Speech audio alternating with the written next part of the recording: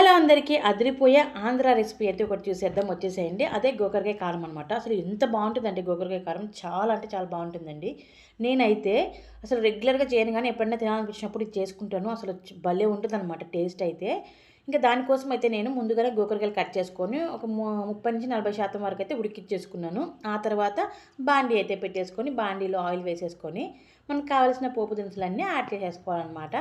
ఇంక మనము ఉడికించి పక్కన పెట్టుకున్నాం కదా గోకరకాయ ముక్కలు ఏవైతే ఉన్నాయో వాటిని కూడా యాడ్ చేసుకొని కొంచెం ఆయిల్‌లో మగ్గనివ్వాలి. సో, గోకరకాయ కారం అన్నాను కదా! కారం ప్రిపేర్ చేసుకుందాం వచ్చేసేయండి. కారం కోసం అయితే నేను మిక్సీ జార్‌లో 2 గుప్పెళ్ళు పుట్నాల పప్పు తీసుకున్నాను. ఒక 10-12 వరకు మిరపకాయలు, ఒక 6, 7 వెల్లుల్లి, జీలకర్ర, కొంచెం ఉప్పు అయితే తీసేసుకున్నాననమాట.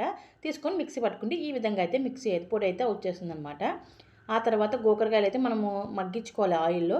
సో, ఇలా ఆయిల్‌లో మగ్గుతూ ఉన్నప్పుడే కొంచెం పసుపు, ఇంకా మనకు కావాల్సిన అంత ఉప్పు, కొంచెం తగినంత ఉప్పు అయితే యాడ్ చేసుకోవాలి. ఆల్రెడీ మనం పొడిలో ఉప్పేసాం కాబట్టి చూసుకొని యాడ్ చేసుకోండి ఉప్పునైతే.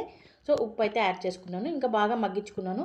సో, అలా మగ్గుతూ ఉన్నప్పుడే మనము పొడిని తీసుకున్నాం కదా! ఆ పొడినైతే యాడ్ చేసేసుకోవాలి. యాడ్ చేసుకున్న తర్వాత ఆ పొడి కూడా కొంచెం ముక్కలన్నిటికి బాగా గోకరకాయ ముక్కలన్నిటికి పట్టే విధంగా అయితే వేయించేసుకోవాలి. ఆ పొడంతా బాగా ఆయిల్‌లో కూడా కొంచెం మగ్గాలనమాట పొడి. ఇంకా అంతా దగ్గరికి అయిపోయిన తర్వాత ఈ విధంగా తయారవుతుందనమాట. అసలు ఎంత బావుంటుందంటే వేడి వేడి రైస్‌లో కొంచెం నెయ్యేసుకొని సో, ఈ గోకరకాయ వేపుడేసుకొని తిన్నామంటే అండి ఇంక చెప్పాల్సిన అవసరం లేదండి. అద్దిరిపోతుందనమాట. సో, మీరెప్పుడైనా ఇది ట్రై చేశారా ఈ రెసిపీని?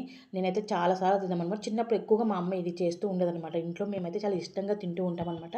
సో, సేమ్ రెసిపీ మనం కాకరకాయలో కూడా యూజ్ చేసుకోవచ్చు. కాకరకాయ పొడి, కాకరకాయలు కట్ చేసుకొని పొడి చేసుకొని యూజ్ చేసుకోవచ్చు. చాలా టేస్టీగా ఉంటుందండి. సో, ట్రై చేసి ఎలా ఉందో కామెంట్ సెక్షన్‌లో కామెంట్ చేయండి. అలాగే వీడియో నచ్చితే లైక్ అండ్ సబ్స్క్రైబ్.